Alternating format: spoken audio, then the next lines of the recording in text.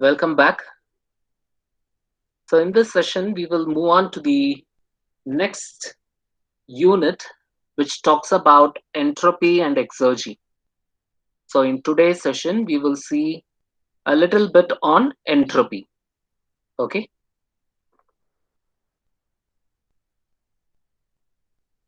So here I have shown you a PV diagram. Okay. And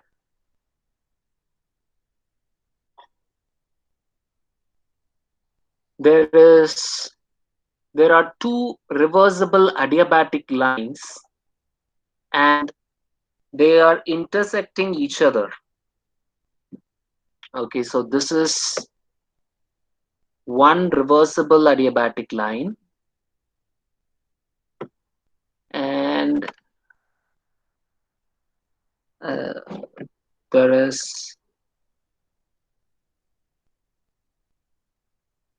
one reversible isothermal line, and what I am doing is I'm using another line such that this reversible adiabatic line crosses the previous adiabatic line at point C. So at this point C, two reversible adiabatic lines are meeting each other or intersecting each other. Now, when you look at this PV diagram, there doesn't seem to be any violation. You have a cycle. So you can see that I have a process from A to B. I have another process from B to C. And I have another process from C to A. So there are three processes that are taking place. And a cycle is completed. By looking at this PV diagram, one cannot or one can or cannot infer whether this diagram is right or wrong. By looking at this PV diagram, everything seems to be okay. Okay. And here you have two reversible adiabatic processes and one reversible isothermal process. So if you look at it, AB happens to be reversible isothermal expansion and BC is reversible adiabatic expansion. And CA is reversible adiabatic compression. And in between, what you could have had is a reversible isothermal compression. That would have made it a Carnot cycle. Okay. What we do know is in a Carnot cycle, heat addition happens in the reversible isothermal expansion. So it is in this process that you have Q1. In a reversible adiabatic process, the moment you say adiabatic, there is no heat transfer at all. So both in BC and CA, there is no heat transfer. Heat transfer is zero. QBC is zero. QCA is also zero. So now you are having a cycle where you are having only heat addition and there is no heat rejection at all.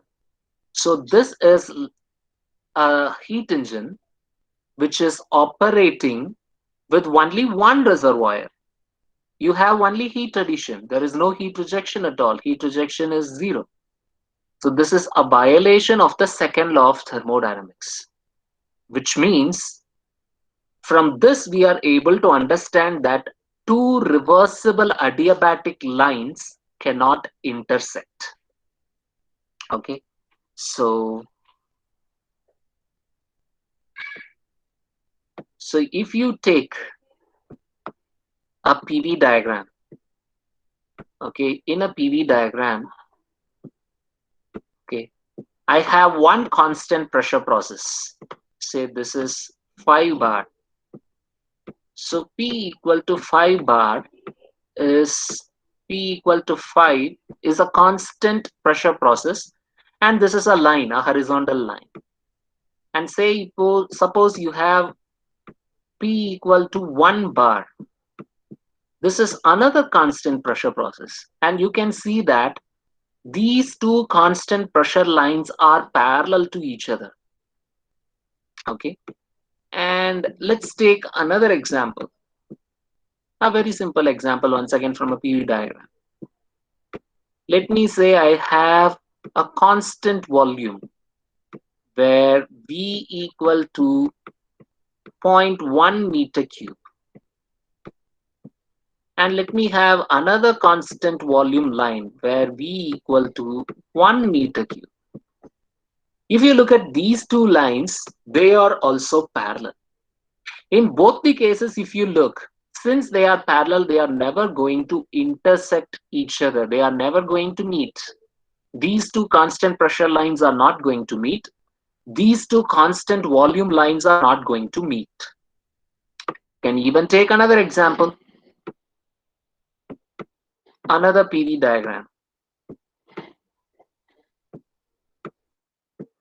where you have PV equal to constant, where PV equal to constant, say this is a temperature, say temperature equal to maybe 50 Kelvin. And you can have another constant temperature line where temperature equal to just 10 Kelvin. And these two curves are also not going to intersect each other. They are just going to be parallel. What we infer from all these PV diagram is whenever, so pressure is a property, volume is a property, temperature is a property. To be very specific, this should be specific volume, not to be very specific, this is specific volume. So pressure, specific volume, temperature, all these are properties. So property lines, they don't intersect. So when I say two reversible adiabatic lines are not going to intersect, from all these examples, we can come to a conclusion that that what we call as a reversible adiabatic should also be a property because they are not intersecting each other. Okay, so from what we have seen now, it's very clear, like these two reversible adiabatic lines, because they are not intersecting, because they cannot intersect, because it is violating the second law of thermodynamics, then this reversible adiabatic, that which is defined as reversible adiabatic, should be some property. Okay, and that is what we are going to define as entropy. We haven't defined it yet. We simply say that it should be some sort of a property, and that is what we are going to see as entropy. Okay, and now for this particular session, you have to follow me a little bit carefully, and if you are not able to uh, understand, or if you are not able to follow me, then you can interrupt me anytime and get your clarification. Okay, so here I have one process if. I is the initial state and f is the final state. Okay, and this particular if is a process, and this process is a reversible isothermal process.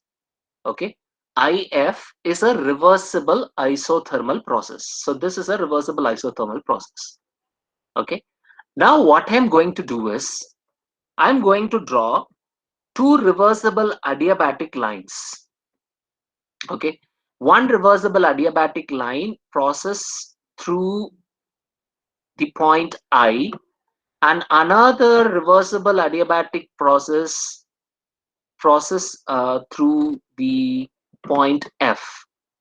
One adiabatic line passes through I and the other adiabatic line passes through F.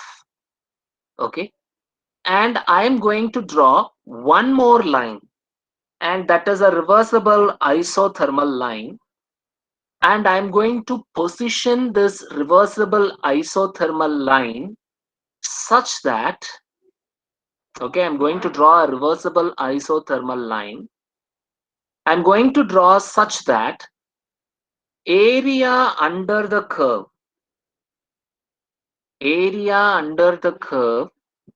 IF, area under the curve IF is equal to area under the curve, this point is I, okay, this point is A, this point is B and this point is F.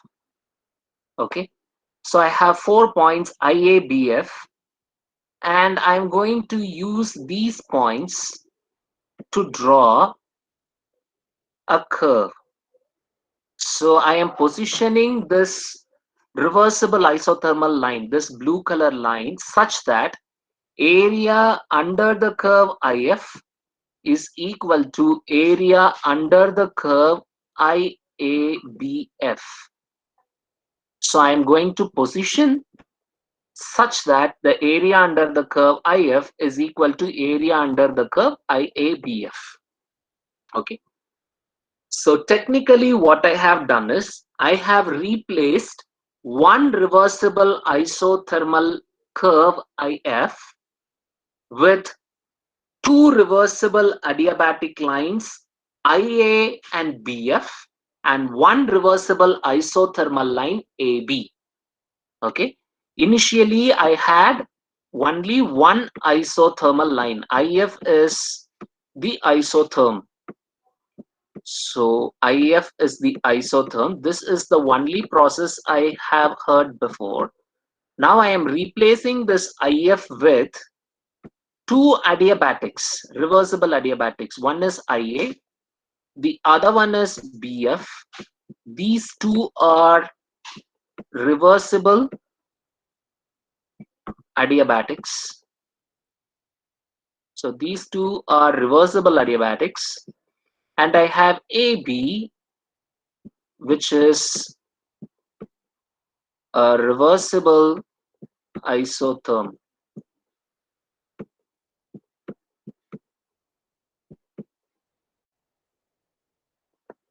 Okay, so this is a reversible isotherm, and one reversible isotherm is replaced by two reversible adiabatics and one reversible isotherm.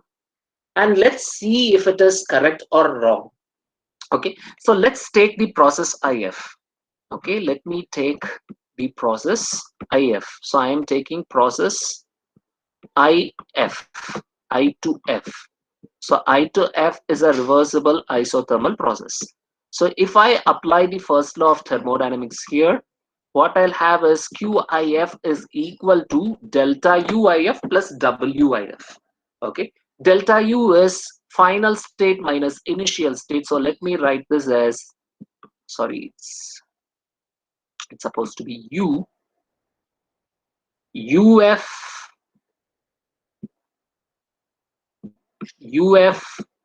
minus UI. So that is delta UIF plus WIF. Okay, so that is Q is equal to delta U plus W. Okay, this is what we have for process IF. Okay, let us consider the other process. So let us consider the process IABF. Okay, so for this particular process, if you take this, you will find QIABF. This fellow is equal to C delta U IABF. Once again, delta U we have already seen in unit 2 that delta U, change in internal energy, is a property which is a point function. So irrespective of the path taken, if the initial and the final states are the same, I is the initial state, F is the final state. So your delta U is still going to be UF minus UI. Okay, the initial state is I and the final state is F. So delta U is still UF minus UI. And W is for the entire process, IABF.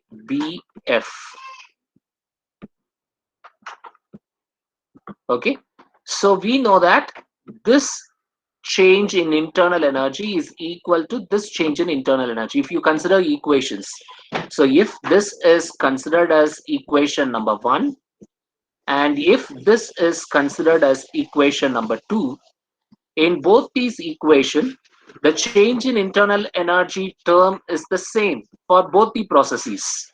because the initial state and the final state is the same for both the processes. And we have drawn this IABF such that area under the curve IF is equal to area under the curve IABF, which means the work done is also the same. That is how we have drawn this. So this WIF is equal to WIABF.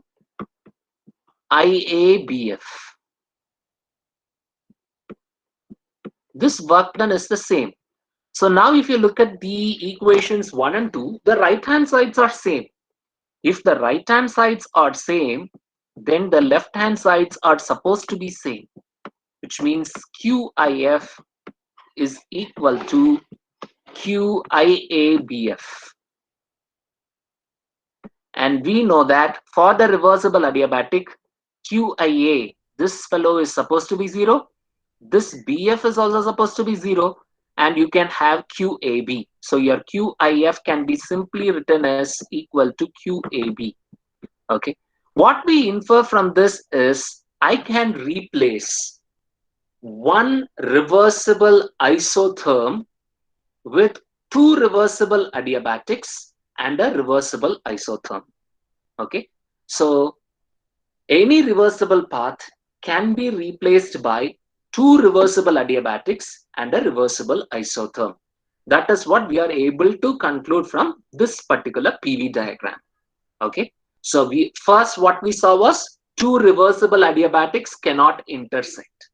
Now what we see is any reversible path can be replaced by two reversible adiabatics and one reversible isotherm. Okay. And these two is going to help us to come into something called as Clausius Theorem. Okay. And what Clausius Theorem is telling us? Let's see. Okay. I have taken, this is something like a circle, right? So this is a reversible cycle. Okay, let us assume this PV diagram, this circle as something which represents a reversible cycle. Okay. And if you take any point, and when you conclude that circle picture, it comes back to its initial state. So it is a cycle. So let's assume it to be a reversible circle indicating a reversible cycle. Okay. Now what I'm going to do is I am going to replace this reversible circle. I'm going to subdivide them into a number of reversible adiabatics and a number of reversible isotherms. And let me show you. So these lines, so these red color lines that I am drawing, okay, it's already there. I'm just drawing it above it. Okay, so these lines are the reversible adiabatic lines. Okay, so if I cut the circle with so many reversible adiabatics, so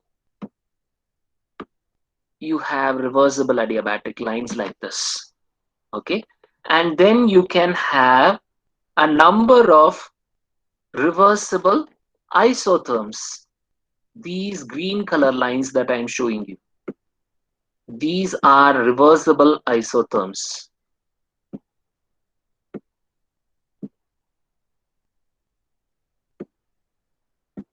These are reversible isotherms. So if you look at it now, okay, if you look at it, the first two red color line and the first two green color line together, they will form the first, the entire circle can be subdivided into a number of Carnot cycles.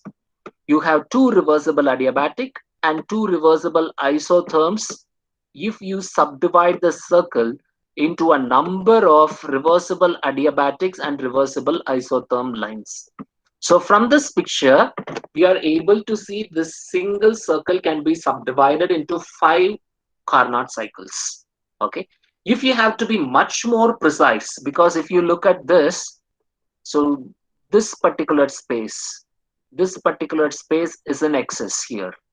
Okay, this particular space is an excess here. Okay, and if you take this region has been, this region is an excess here.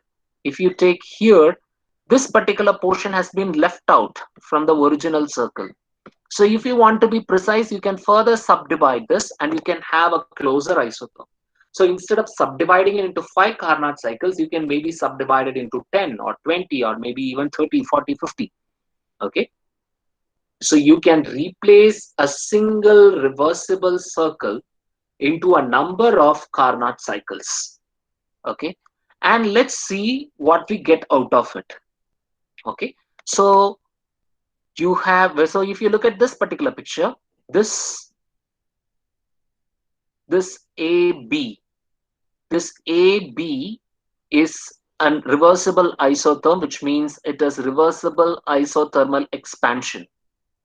BC is reversible adiabatic expansion. CD is reversible isothermal compression. DA is reversible adiabatic expansion. Sorry, compression. Reversible adiabatic compression. Okay, and you can see that in AB you can have a common temperature of T1, and CD you can have a common temperature T2, which can act as source and sink respectively. And dQ1 is the amount of heat that can be supplied during the cycle, and dQ2 is the amount of heat that is rejected for the first cycle alone. Okay, as we saw in the previous case, we can write this as dQ1 by T1 equal to dQ2 by T2. So heat supplied by source temperature equal to heat rejected by sink temperature. Okay, we can write it like this. But what I want you to show here is, this is heat addition, so this is positive. This is heat rejection, so this dQ2 can be written in negative form. So you can write this as dQ1 by T1 equal to minus dQ2 by T2 if you follow the sign convention for heat addition and heat rejection. So if I do that, I can write this as dQ1 by T1 plus dQ2 by T2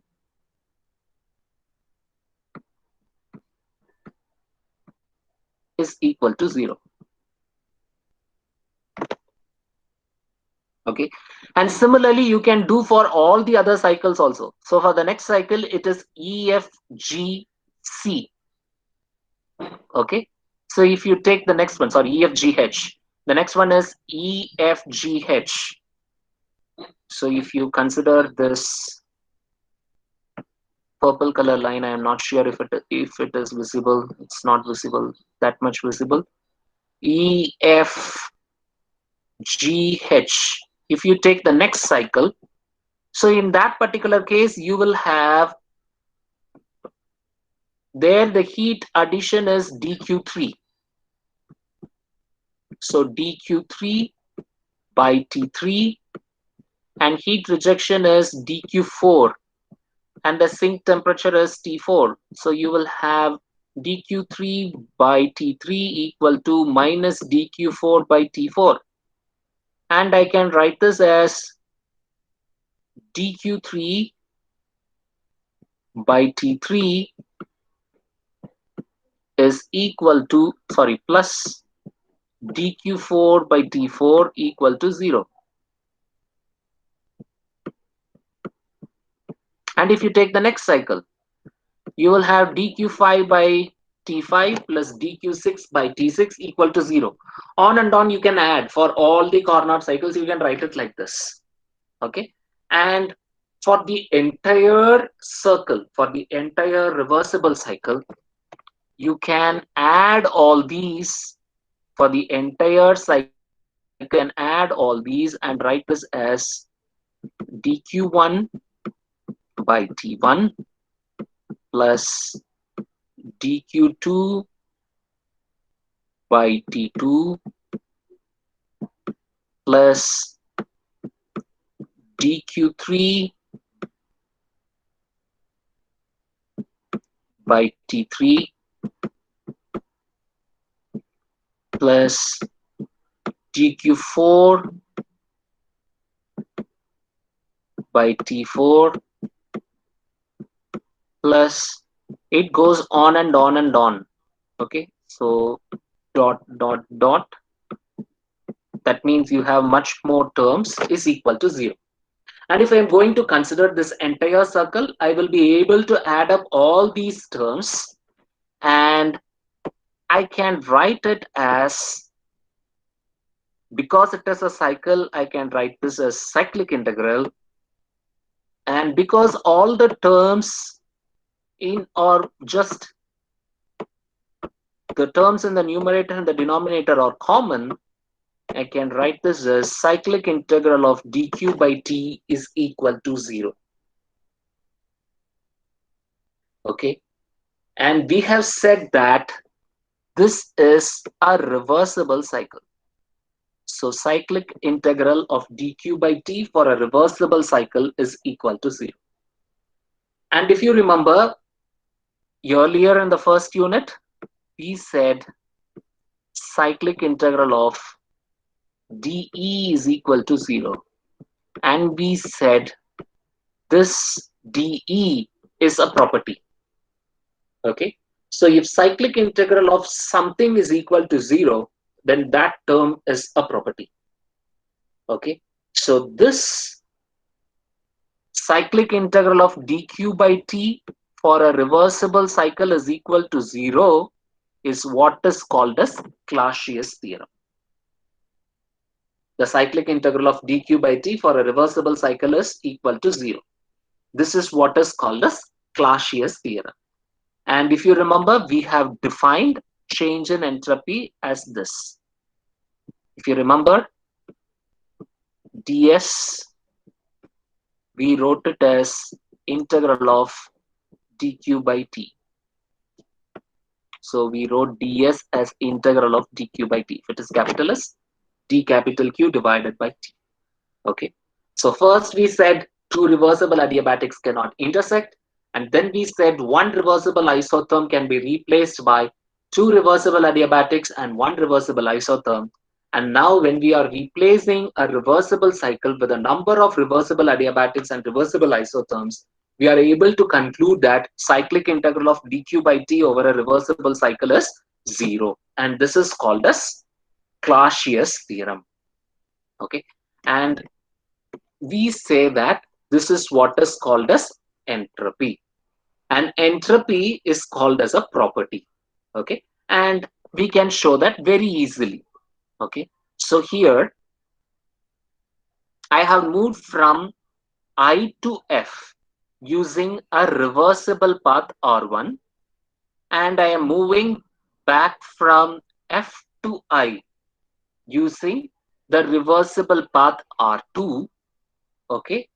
And because it is a cycle, I can write this as, just from the previous definition, we know that cyclic integral of dq by t over a reversible cycle is equal to 0. And since the paths are also reversible, I can write this as R1, R2 dq by t, cyclic integral of dq by t over the reversible paths R1, R2 is equal to 0. Because it is forming a cycle, dq by t, cyclic integral of dq by t should be equal to 0 because it is a cycle. Okay. And so I can write this as, for the path R1, dq by t for the path R1 it is actually moving from I to F. So I to F we have, and this is for the path R1. Okay, and another term that you have is from F to I. Okay, that is the next path, and that path is R2. And if you add up these two, you get 0 according to Clausius theorem. Okay, and I can write this as dq by t over R1. R1 is I to F. Okay, I start from I and I end up in F, which is equal to, so if I take that to the right hand side, what I'll get is minus of dq by t over R2, and the path is from F to I. Okay, so what I'll get is minus of dq by t over the path R2, and the limit is from F to I. But according to our mathematical principle, if we change the limits, we can remove this minus sign. So this particular term can be replaced by dq by t over the path R2, but because I am removing the minus sign, I can say it is from I to F.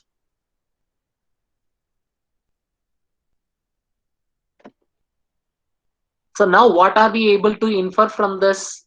So dq by t is going to be the same irrespective of the path that is being taken.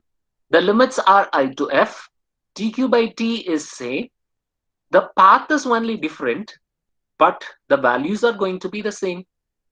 So that makes it a point function, which means entropy is supposed to be a property.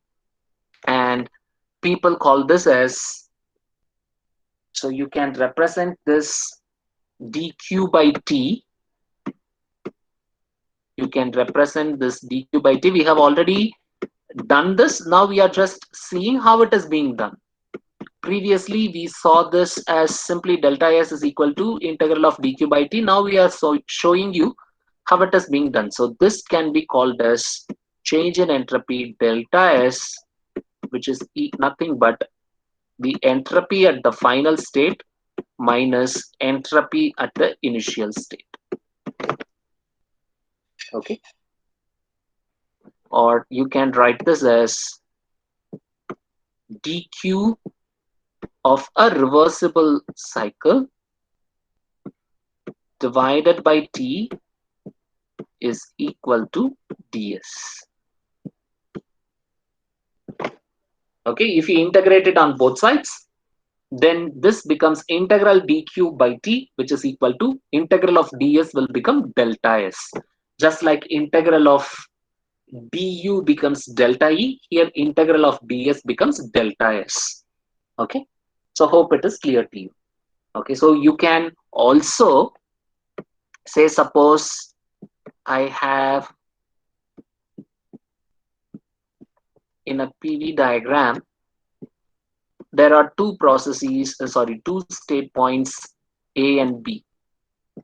Okay, there are two state points A and B, and I have a process AB, but this process is irreversible. Okay, this process is irreversible. I have a process AB, but this process is irreversible. Okay, so now what I do is I have to define entropy for this, but there is no harm in taking a reversible path. There is no harm in taking a reversible path and define entropy as still dq reversible by t. Reversible is a AB. Okay, this is reversible. which will also be equal to dq by t for an irreversible path also, as long as the end points, the state points A and B are same for the irreversible and the reversible path. Your definition for delta S is dq reversible divided by t. So both for irreversible path or reversible path, the definition is the same. Okay.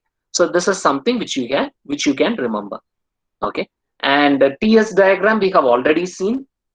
So just like the PV diagram gives you the work transfer, area under the curve in a PV diagram gives you the work transfer, area under the TS diagram gives you heat transfer. So we have already done that before.